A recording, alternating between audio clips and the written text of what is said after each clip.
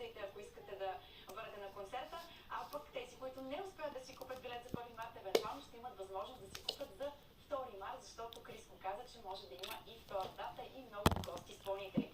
Сега казах ти, че след рекламите ще играем след една игра, за да изпитам колко ти се спомняш от текстовете на стария Криско. Така че правилата са следните. Колегите ти пускат песен до един определен момент, след което ти трябва да продължиш твоя текст, да видим дали си го спомняш. Айде да видим сега колегите какво са ти подготвили.